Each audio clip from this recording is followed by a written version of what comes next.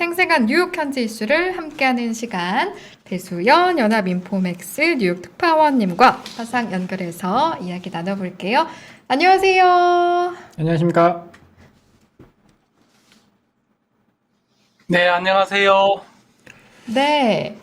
저는 처음으로 특파원님과 또 이제 화면 통해서 인사드리게 돼서 굉장히 반가운 마음이 앞서고. 특파원님 얼굴이 좀 밝아지신 것 같아요. 이승희 그래요? 아나운서가 있으니까. 네, 그렇습니까? 네. 파란 목도리 아닙니다. 예, 덕분이 아닌가. 감사합니다. 네. 네. 뭐 이 일단은 목도리 저희 인사동에 가면 살 수 있습니다. 이게 아주 싼 겁니다. 네. 저희 또 회사가 인사동 근처에 있으니까 음. 참고하면 될 것 같고요, 저희.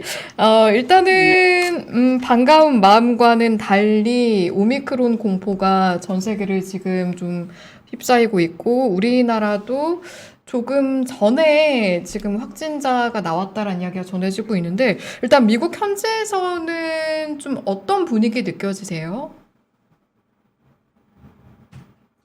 네, 미국도 다시 바짝 긴장하기 시작했습니다. 특히 뉴욕시는 다시 실내에서는 마스크를 착용하라고 지금 권고하는 그런 경보를 내렸습니다. 그래서 미국도 오미크론 변이가 상륙하는 데 대해서 상당히 이제 긴장을 하고 있는 모습이고요.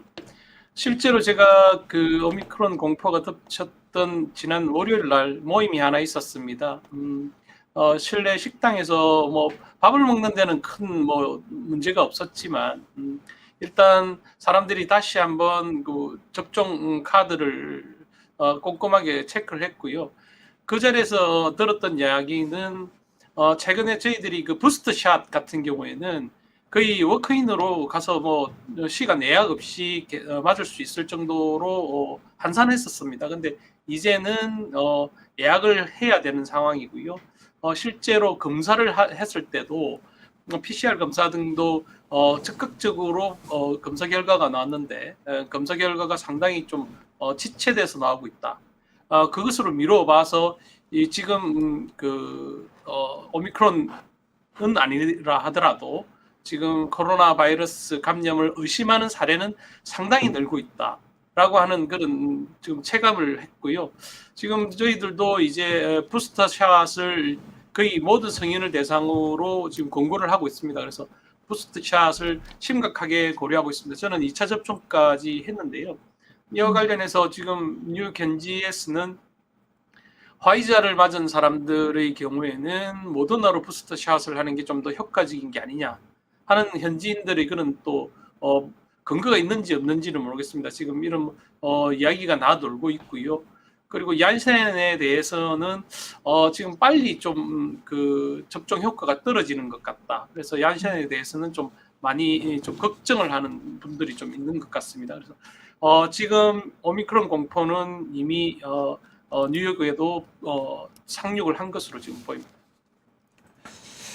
네, 그것 때문인지는 모르겠는데 지금 미국은 변동성이 굉장히 커졌거든요. S&P 500이 뭐 2% 가까이 한 2, 3일 동안 움직였고 WTI는 지금 11월 한 달 동안 20%가 급락을 했어요. 지금 전체적으로 이러한 금융자산 시장의 움직임이 커지고 있는데 한번 좀 정리를 부탁드려 보도록 하겠습니다. 저는 뭐 이 금융시장 움직임은 전문가들이 워낙에 지금 많이 분석을 해놓았던 것 같습니다. 근데 저는 조금 다르게 한번 말씀드려보고 싶은 게 뭐냐면 과연 코로나19 신종 코로나 바이러스 감염증 팬데믹이 우리에게 어떤 의미를 가지는지를 좀 분석을 해봐야 될 것 같습니다. 되돌아봐야 될 것 같은데요. 지금 팬데믹 초기에 미국이 대응했던 수위를 우선 볼 필요가 있습니다. 미국이 초기에 2조 달러라는 그런 재정 부양책을 통과시켰거든요. 그리고 그 이후에 바이든 정권에 들어서 1조 달러에 이르는 추가 부양책을 실시했고 트럼프 정권 말기에도 9천억 달러에 이르는 추가 부양책을 실시했습니다. 그리고 지금 1조 8천억 달러에 이르는 추가 부양책을 또 준비하고 있지 않습니까? 이게 얼마나 엄청난 규모냐면 미국 GDP의 25%를 훌쩍 뛰어넘는 수준입니다. 그리고 그 일본만 하더라도 지금 거의 세계 2차 세계대전급의 그런 재정부영책을 실시했고요. 미국이 테이퍼링을 이제 곧 실시하겠지만 그동안 양적 완화를 실시했던 게 어떤 것과 닮아 있냐면 2차 세계대전 때 미국이 장기 국채 조달 금리를 2.5%로 제한했던 적이 있습니다. 이것과 닮아 있습니다. 그리고 지금 그렇게 짠돌이 재정으로 유명한 독일도 1조 1천억 유로에 이르는 이게 당시 환율 한 1,500조 원 정도 되는데요. 거의 우리나라 GDP에 해당하는 그런 규모로 알고 있습니다. 이 부분을 재정부영책으로 통과시켰습니다. 이게 어떤 의미냐면 전쟁을 치러봤던 나라들은 이게 3차 세계대전에 버금갈 만큼의 충격적인 사건이다.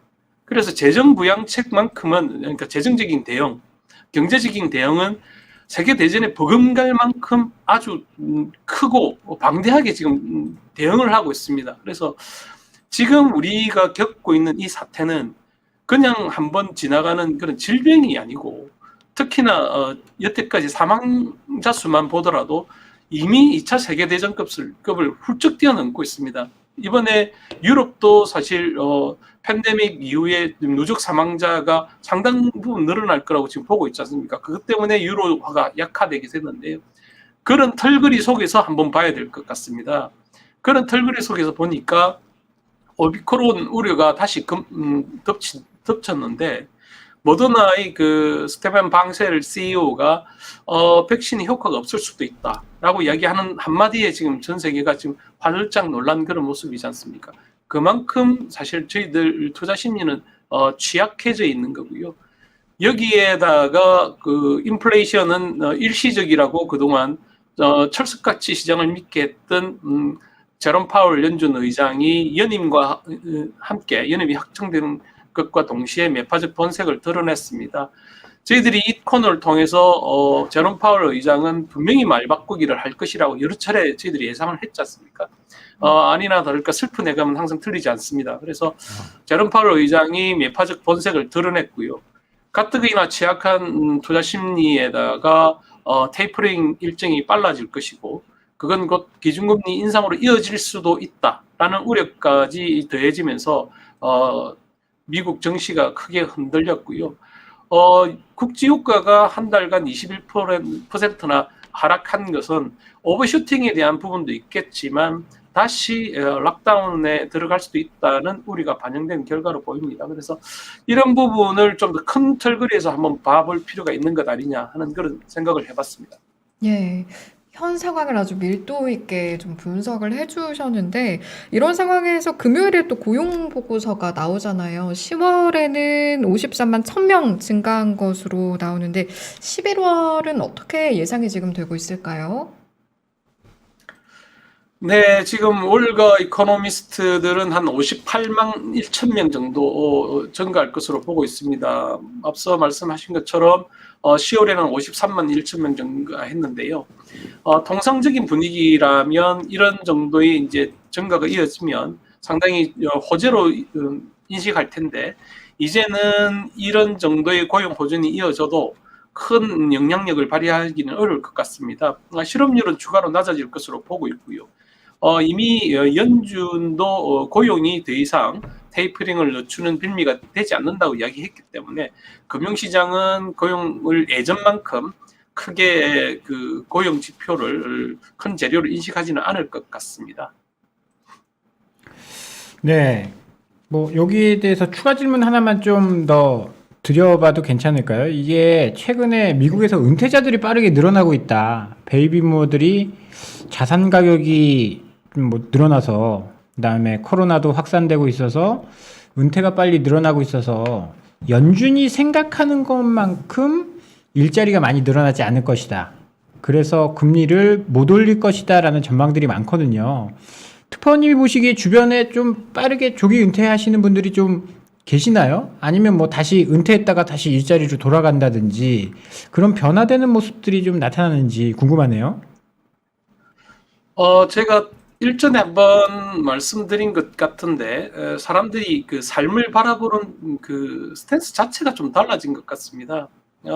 워낙에 주변에서 많은 사람들이 죽어나갔고, 그래서 이제 그렇게 악착스럽게 일을 하는 부분에 대한 이 스탠스 자체가 좀 달라진 부분이 좀 있는 것 같고요. 그리고 조기 은퇴도 있지만 그리고 여성 인력들이 많이 노동시장에서 그러니까 퇴장했습니다. 이 부분이 그 육아하고 맞물려 있는데요. 그래서 이 부분을 그냥 단선적으로 조기 은퇴자가 많이 늘어났다라고 보기에는 좀 어려움이 있는 것 같고요. 오히려 지금 보면 자영업자들이 좀 더 소규모이지만 늘어나고 있는 추세가 있습니다. 지금 최근에 그 노동부 자료에 따르면 자영업자가 7월에만 한 957만 명이고요. 이게 그 세계 금융위기였던 2008년 이후 가장 많은 수준입니다. 그리고 이게 10월 달에 들어서서는 이제 이게 944만 명으로 소폭 줄어들긴 했지만 여전히 상당히 많은 수준이라고 합니다. 여태까지 미국의 자영업자 비중이 그렇게 크지 않았는데요. 이게 한 5.9%로 한 11년 사이에 최대를 기록하고 있습니다. 그래서 이게 어떤 의미를 가지는지 볼 필요가 좀 있을 것 같습니다. 그래서 퇴직자들이 나와서 일을 할 수 있는 이런 플랫폼 경제가 좀 활성화된 영향이 좀 있지 않나. 참고로 그 S라는 그런 그 플랫폼이 있습니다. 이게 수제공품 등을 이제 거래하는 플랫폼인데요. 이 본사가 원래 뉴욕 그 브루클린 브릿지 옆에 있습니다. 이 부분을 보면 이 플랫폼을 이용한 그 거래자들이 한 750만 명 정도 된다고 합니다. 이게 2년 전에는 한 260만 명에 불과했습니다. 그리고 판매자 가운데 10명 가운데 8명은 여성이거든요.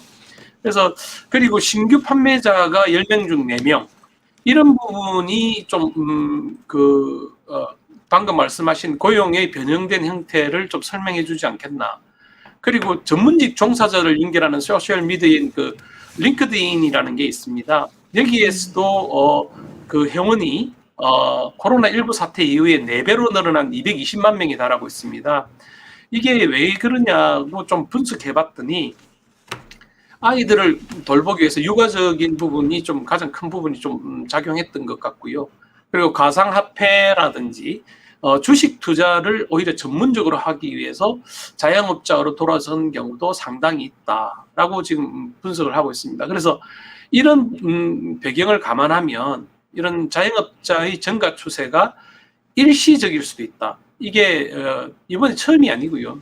1990년대 닷컴 버블 시대에도 개인 전업 투자자들이 부업을 잃었다가 사그러든 바가 있습니다. 그래서 이런 부분이 좀 사그러들면 변화가 있을 수 있다. 그리고 18개월 동안 지급됐던 그 연방 정부의 그 추가 실업 수당이 이제는 완전히 종료가 됐기 때문에 이 부분에서 개인들의 재정적 여유가 좀 줄어들면 변화가 생길 수 있다.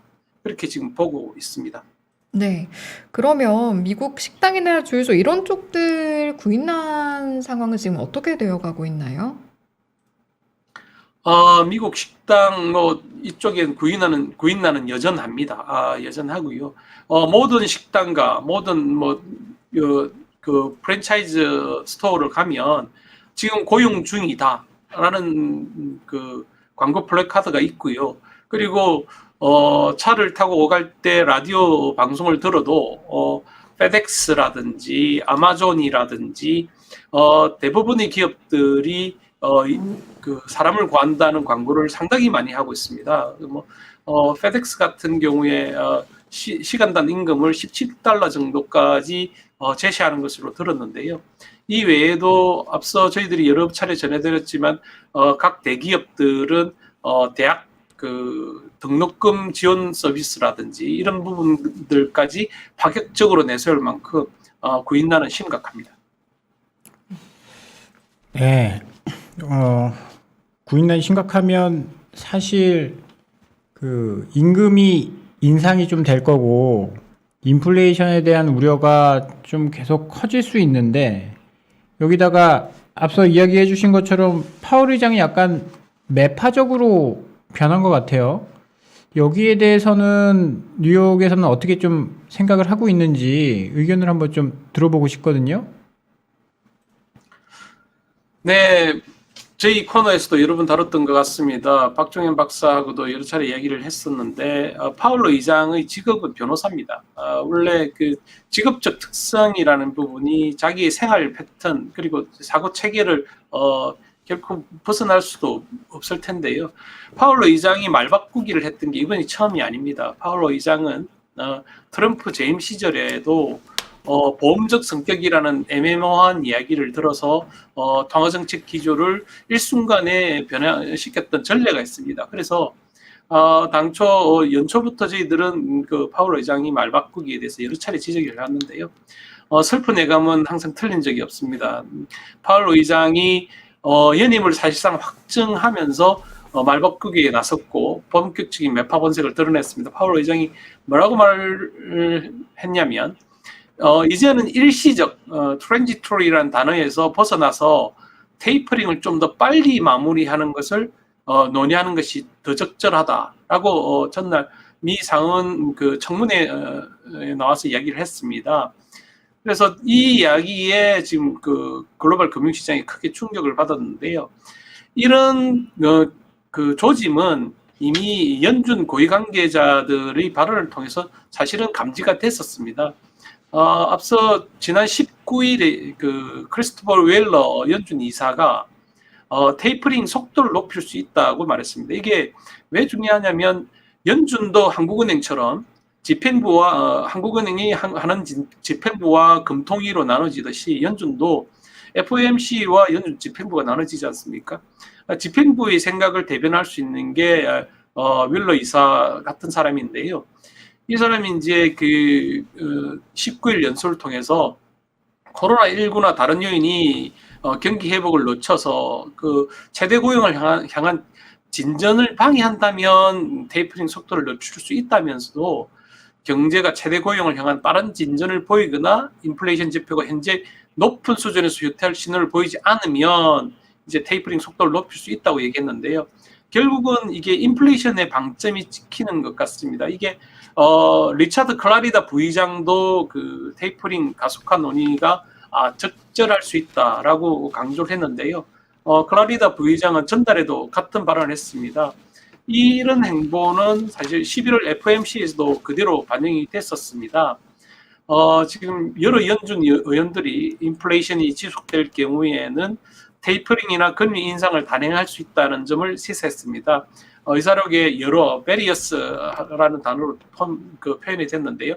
참석자들은 인플레이션이 위원회의 목표에 부합하는 것보다는 더 높은 수준을 지속할 경우에 현재 참석자들이 예상하는 것보다 더 빠르게 자산 매입 속도를 조정하고 연방기금 금리를 인상하는 데 준비가 돼 있어야 한다는 점을 언급을 했었습니다. 이런 부분을 감안을 하면 파월 의장의 매파적 그런 번색이 드러나는 것은 시간 문제였고요. 지금 파월 의장은 앞으로도 매파적인 그런 스탠스를 적절하게 시장의 상황을 봐가면서 적절하게 강화해 나갈 것으로 점쳐지고 있습니다. 네, 또 어떤 언급, 어떤 움직임을 보일지 저희가 계속해서 주목해서 지켜봐야겠네요. 또 그 과정을 우리 배수연 특파원님께서 함께 해주실 거라 믿고요. 뉴욕 현지 이슈 여기까지 듣고 마무리하겠습니다. 3부 이 시간은요, 연합인포맥스 배수연 뉴욕 특파원님과 함께했습니다. 말씀 고맙습니다. 감사합니다. 수고하셨습니다.